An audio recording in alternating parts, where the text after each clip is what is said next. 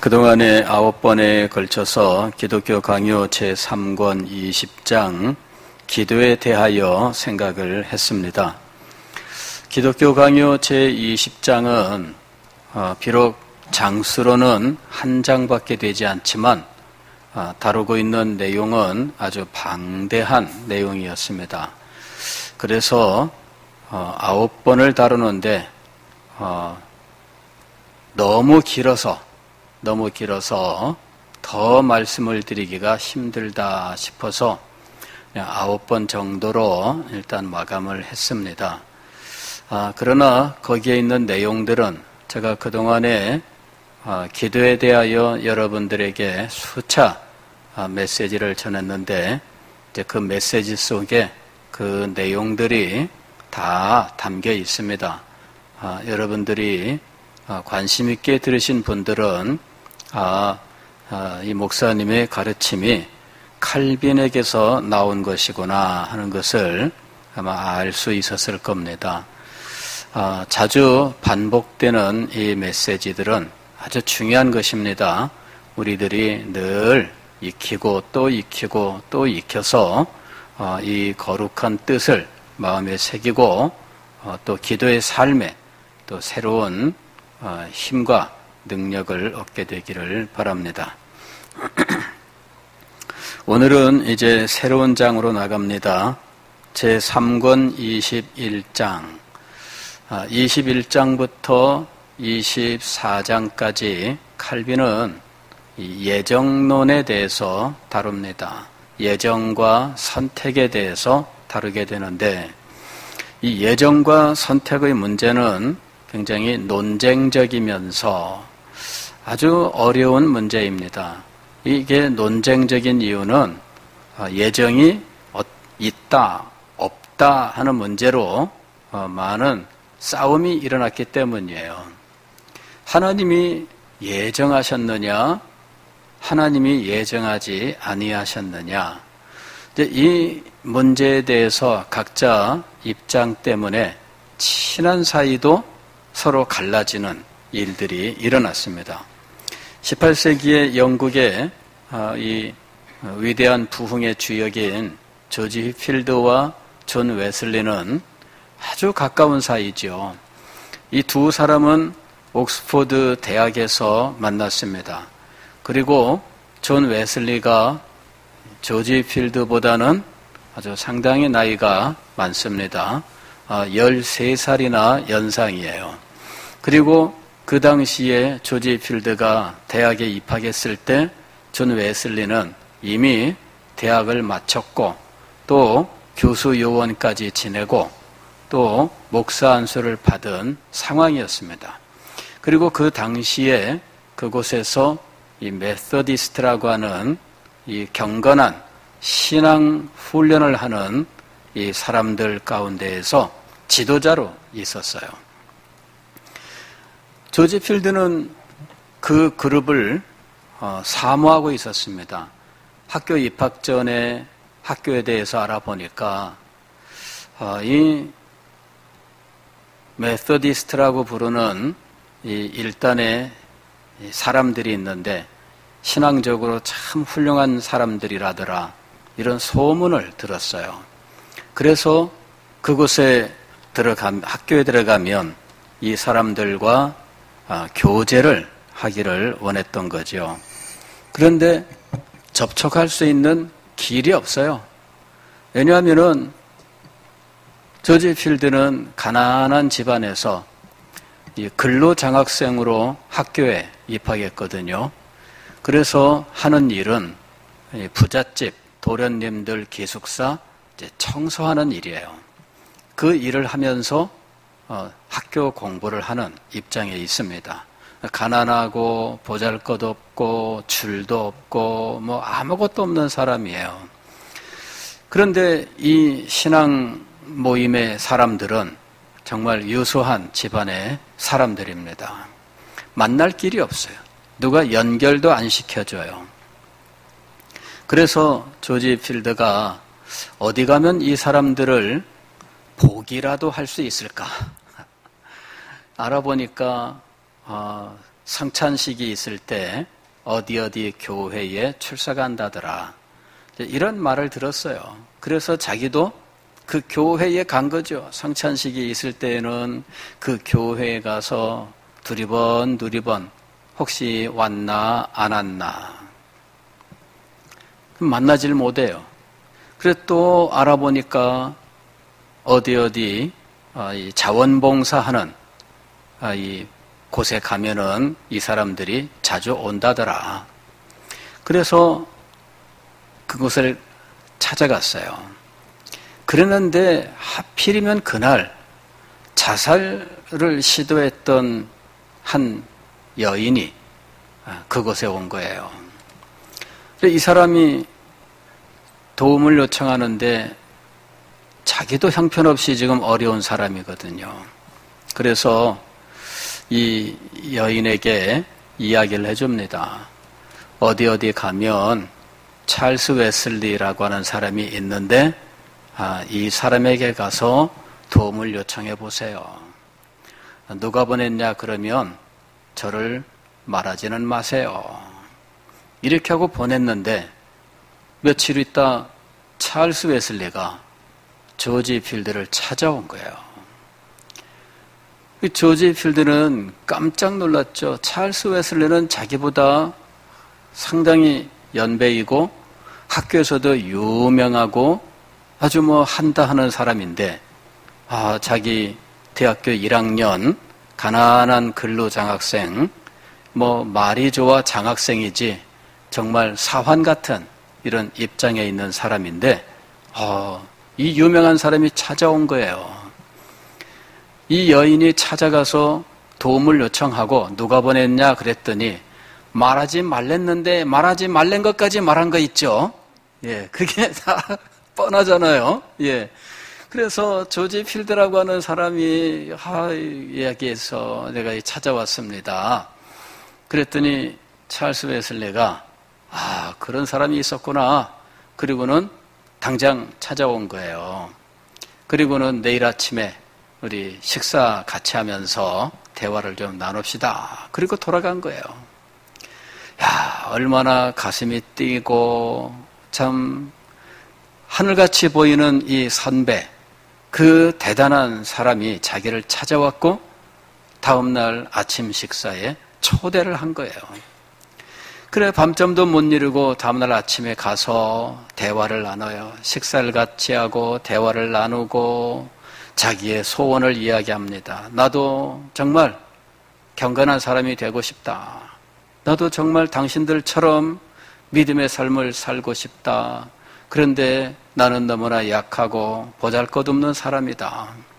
그랬더니 찰스 웨슬리가 내가 도와주겠습니다. 나는 가난해서 책도 못 삽니다. 예, 제가 책도 빌려드리겠습니다. 이래가지고 찰스 웨슬리가 그때부터 조지 필드를 챙겨주는데 자기가 말만 하면 책을 착착 갖다가 빌려주는 거예요. 참 대단하죠? 찰스 웨슬리가 이 조지 필드를 참 많이 아꼈어요. 어느 날은 책을 한 권을 선물을 했어요. 인간의 영 안에 있는 하나님의 생명. 그 책을 선물을 했는데 이 책을 읽고 나서 조지 필드가 마음속에 갈등이 일어났어요. 내 속에 하나님의 생명이 있는가 이거를 고민하기 시작한 거예요. 하나님 앞에 기도합니다. 하나님, 제 속에 하나님의 생명이 없습니다. 하나님 앞에 기도하고 또 기도하면서 인간의 영 안에 있는 하나님의 생명, 그 하나님의 생명을 주옵소서. 그렇게 간절하게 기도해요. 1개월, 2개월, 3개월 온몸의 건강이 완전히 무너지고 정말 힘든 겨울을 지내요. 그러다가 마침내 5개월, 6개월 되면서 하나님께서 조지 필드에게 놀랍게 은혜를 베풀어 주셔요. 그때 휘필드가 영광스러운 은혜 체험을 하는 거예요. 그리고 나서 이 휘필드가 이제 이 목사님 전 단계 디콘이 돼요. 디콘. 이게 이제 우리로 치면은 이제 뭐 강도사 정도에 해당되겠죠. 예. 이제 이렇게 돼가지고 설교를 하게 됩니다. 설교를 하게 돼요. 자기 고향 마을에 가서 설교를 하게 돼요. 그런데 놀라운 일들이 일어나기 시작했어요. 사람들이 이 말씀을 받으면서 은혜를 받고 막 깨어지고 녹아지기 시작을 하는 거예요. 그때부터 이 사람이 하나님의 부르심을 받을 때까지 자기의 육신의 생명이 다 꺼져서 그냥 누웠는데 잠든 채로 하나님 부르심을 받을 그 상태까지 하나님 앞에 날마다 쓰임받는 삶을 살아요. 근데 그 일을 할 수 있도록 그를 격려해주고 지원해주고 책도 갖다주고 또 건강을 잃고 다 죽어가는 이 사람을 찾아와서 이 병간호도 해주고 이랬던 사람이 누구냐? 찰스 웨슬레. 그리고 이 찰스 웨슬레의 형이 존 웨슬레예요. 그리고 조지 필드는 존 웨슬레가 자기의 역할 모델, 이상형이에요. 이 사람을 닮아가고 싶어요. 그래서 존 웨슬레가 갔던 길, 찰스 웨슬레는 자기 형을 언제나 동행하면서 함께 했는데 이 두 사람이 갔던 길을 그대로 따라가요. 이 사람들이 미국에 가서 복음을 전하는데 자기도 미국에 가고 싶어 해요. 이 사람들이 미국에서 돌아왔는데 자기는 이 사람들처럼 미국에 가고 싶어 해요. 그리고 미국에 가서 복음을 전하고 고아원을 설립하고 이 사람들을 후원하고 하는데 대서양을 13번을 왔다 갔다 해요. 마지막 건너가서 거기서 죽는 거예요. 그런데 이 조지 필드가 크게 은혜를 받고 놀랍게 하나님 앞에 쓰임을 받을 때 존 웨슬레는 미국에서 선교에 실패하고 돌아왔어요. 그리고 미국에서 참 사모하는 아가씨가 있었지만 거절당하고 쓸쓸하게 돌아와요. 그래서 여러 가지로 힘들고 어려운데 그때 휘필드가 얼마나 놀랍게 하나님께 쓰임받았는지, 그리고 이어서 존 웨슬레가 하나님의 은혜를 받고 이제 웨슬레도 부흥의 주역으로 쓰임을 받게 돼요. 그래서 이 휘필드는 자기가 먼저 부흥의 사역을 했지만 자기가 역할 모델 이상형으로 삼았던 존 웨슬레 닮고 싶었고 따라가고 싶었던 이 존 웨슬레를 언제나 앞세우게 되는 거예요. 그런데 이 두 사람이 결정적으로 헤어지게 되는 일이 벌어지는데 그것은 이 예정론 때문이에요. 존 웨슬레는 예정론을 안 믿어요. 그런데 조지 필드는 예정론을 믿어요. 그래서 이 두 사람이 결국은 갈라지게 됩니다. 하나의 단체를 조직하고 있었어요. 메소디스트라고 하는, 우리가 오늘날 감리교라고 번역을 하는데 사실 감리교는 아니죠. 번역 자체를 잘못하고 있는 거예요. 이 메소디스트라고 하는 이 모임에서 함께 활동을 했는데 갈라져요. 그러면서 이 존 웨슬레의 메소디스트는 감리교로 발전을 하고 조지 휘필드의 메소디스트는 웨일즈 장로교가 되는 거예요. 칼빈주의가 되죠. 그래서 칼빈주의 메소디스트라고 불러요. 여기는 알미니안주의 메소디스트라고 부르는 거예요.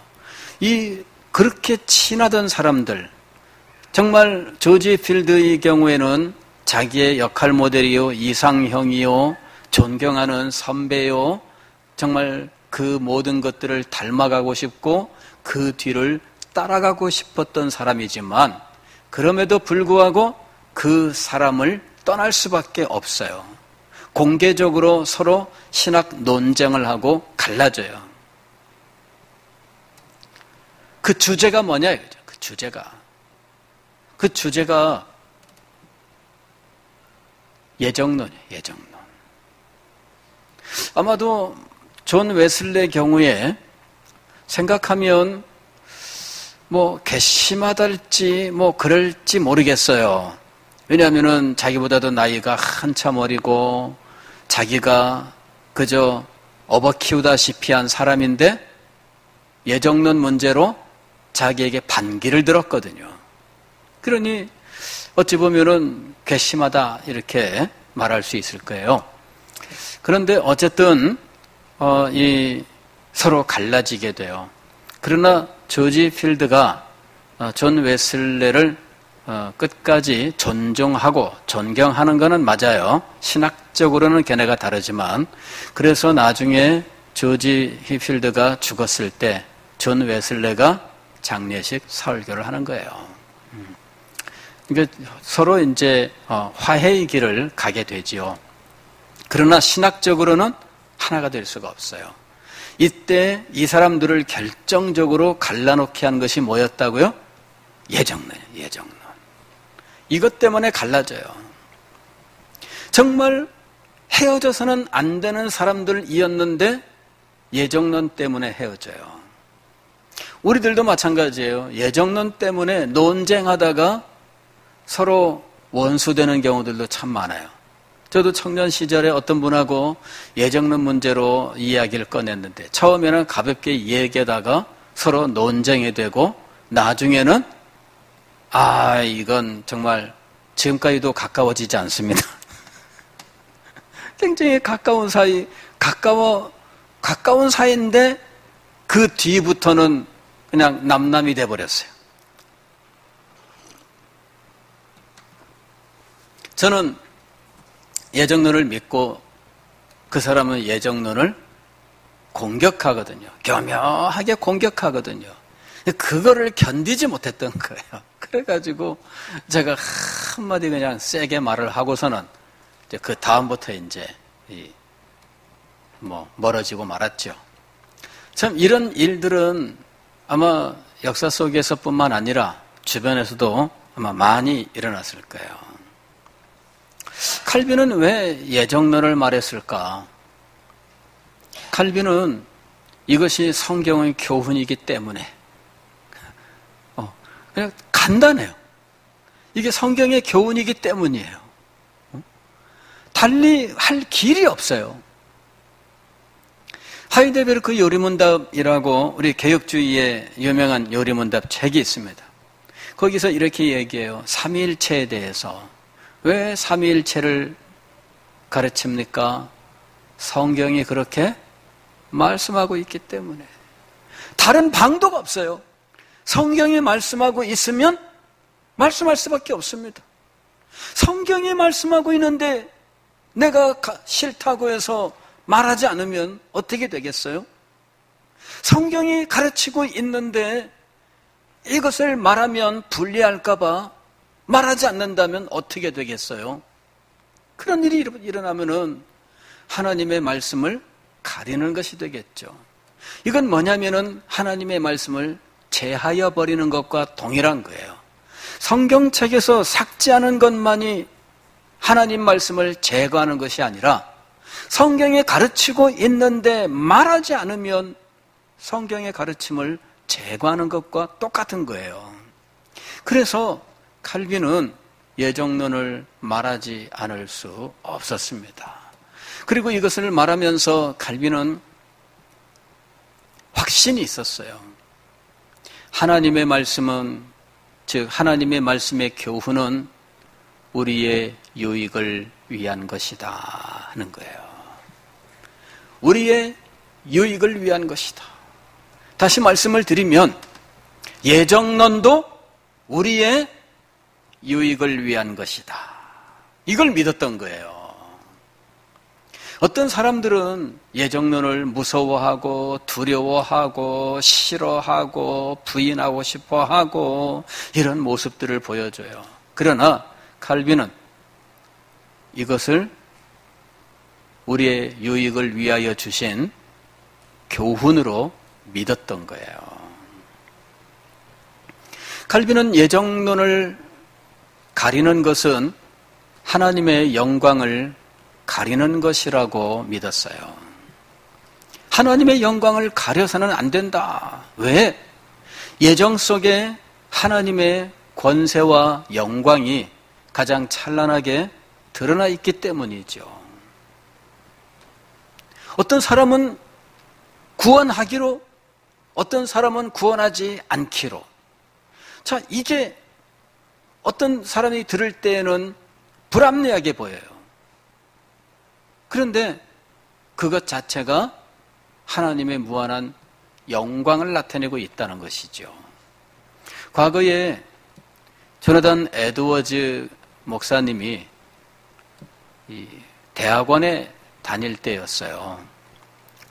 이분이 그때 대학원 다닌다고 해도 우리나라 나이로는 한 19살 이렇게 되었을 때인데, 정확하게 따지면은 17세 5개월 되었을 때, 17세 5개월 되었을 때 이분이 성경을 읽다가 회심을 체험하게 됩니다. 그런데 그때 이분을 괴롭히고 있었던 생각이 있었는데, 그건 뭐냐면은 하나님께서 누구는 구원하기로 예정하시고 누구는 구원을 안 하시기로 예정하셨다. 이제 이 사실을 자기 마음속에 받아들이지 못했던 거예요. 아니, 누구는 구원하기로 누구는 구원하지 않기로 하나님이 미리 정하셨다면 우리가 애쓰고 힘쓸 필요가 없지 않느냐, 이렇게 생각하기 쉽죠. 그리고 어떤 사람은 믿고 싶고 잘 섬기고 잘하고 싶은데 예정하지 않았다면 구원 못 받을 거 아니에요? 그렇게 착한 사람, 그렇게 열심히 섬기는 사람인데 예정하지 않았다면 그러면은 결국은 구원받지 못할 거 아닙니까? 그리고 어떤 사람은 정말 지질이 궁상이고 형편없었는데 구원을 받았다. 그러면 그것만큼 불합리한 것이 어디 있어요?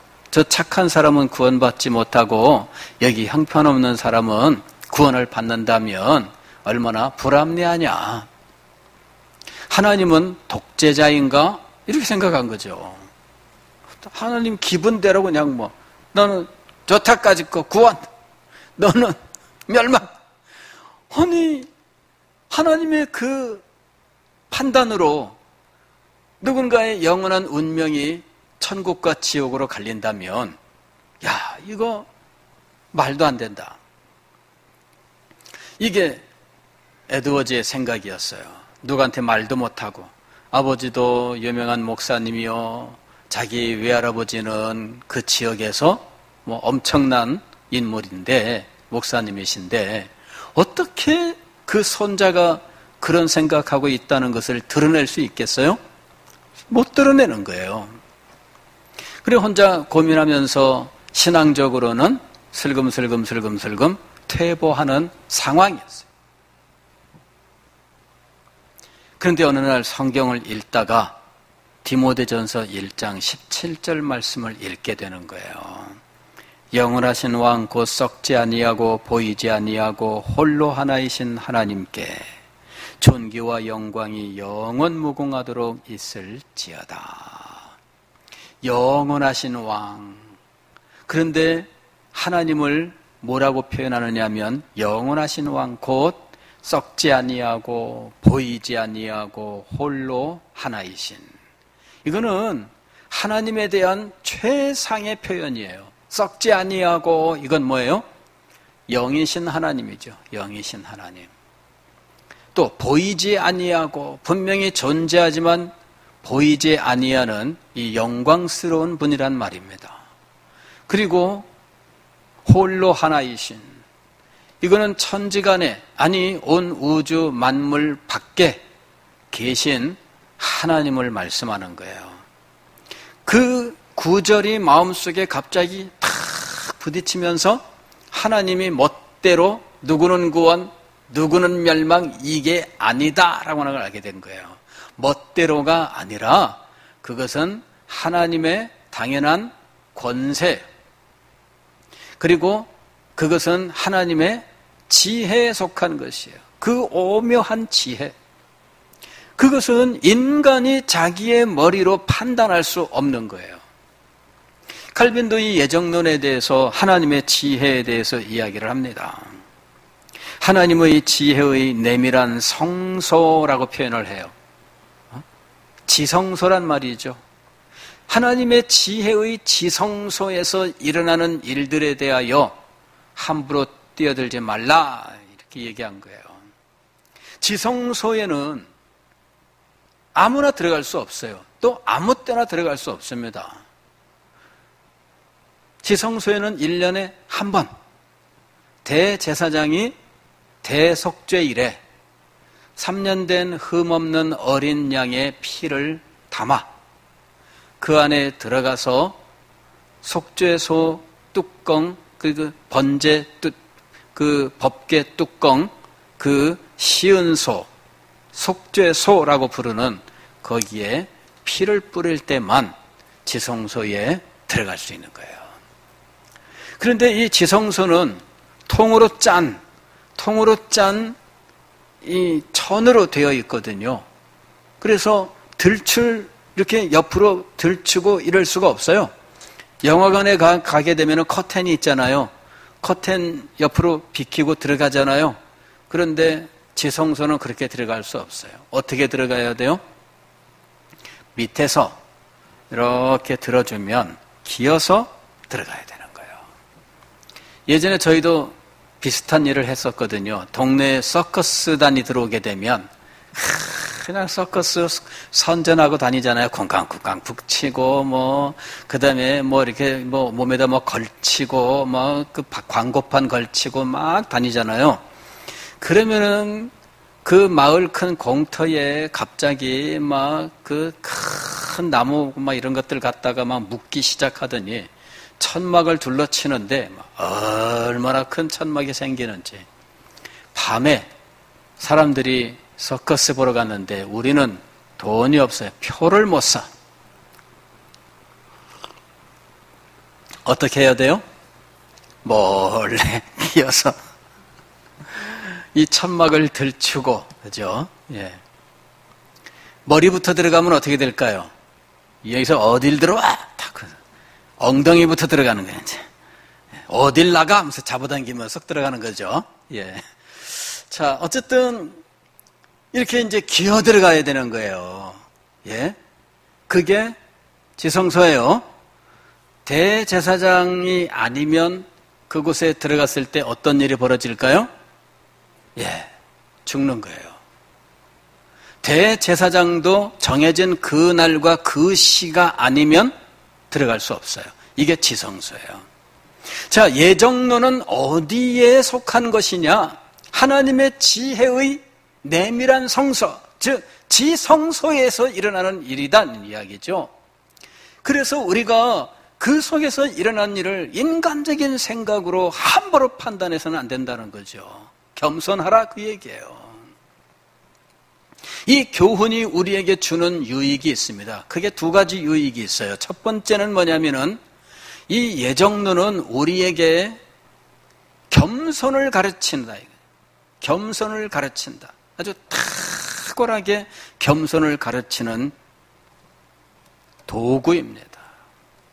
예정론을 우리가 접하면서 하나님의 지혜의 지성소에서 일어나는 일에 대하여 우리는 겸손하게 되어야 돼요. 그래서 예정론을 접하면 겸손하게 되는 거예요. 겸손을 가르친다. 두 번째 유익은 무엇이냐면 하나님의 은혜가 얼마나 큰지를 가르쳐준다. 하나님의 은혜가 얼마나 큰지. 내가 구원을 받되 내가 잘나서가 아니라 하나님의 은혜로 구원받았다고 하는 이 사실만큼 우리로 하여금 하나님 앞에 감사하게 하는 제목이 없어요. 오늘 우리가 읽은 성경 말씀도 바로 그렇게 돼 있잖아요. 5절 말씀 보면 그런즉 이와 같이 지금도 은혜로 택하심을 따라 남은 자가 있느니라. 만일 은혜로 된 것이면 행위로 말미암지 않음이니 그렇지 않으면 은혜가 은혜되지 못하느니라. 예정론은 우리에게 겸손과 은혜를 가르칩니다. 그래서 예정론을 우리가 앞으로 공부하게 될 것입니다. 이게 4개 챕터에 걸쳐서 말씀을 하고 있기 때문에 조금 횟수가 좀 더 많아질 것이다. 그리고 수없이 많은 분들이 이 예정론을 읽고 그 미로 속에서 헤맸기 때문에 조금은 어려울 것이다. 이렇게 생각합니다. 그래도 성경이 가르치고 있는 교훈이기 때문에, 그리고 이 교훈은 우리에게 유익을 주시기 위한 하나님의 뜻이기 때문에 기도하면서 말씀을 듣는다면 하나님께서 주시는 놀라운 은혜가 임할 줄 믿습니다. 이 교훈은 숨길 수가 없어요. 성경이 말씀하고 있는데 말씀하지 않는다면 이 말씀을 제하여 버리는 거예요. 이 말씀을 제하는 자가 받게 될 저주는 요한계시록 22장에 기록되어 있잖아요. 이 말씀에 기록된 것을 제하여 버리면 어떤 일이 벌어진다고요? 이 책에 기록된 모든 축복이 우리에게 임하지 않아요. 그래서 하나님의 말씀은 제하는 것이 아니라 드러내야 돼요. 어려우면 빼도 될까요? 아니에요. 어려워도 빼면 안 돼요. 불리하면 말하지 않아도 될까요? 아닙니다. 불리해도 말해야 돼요.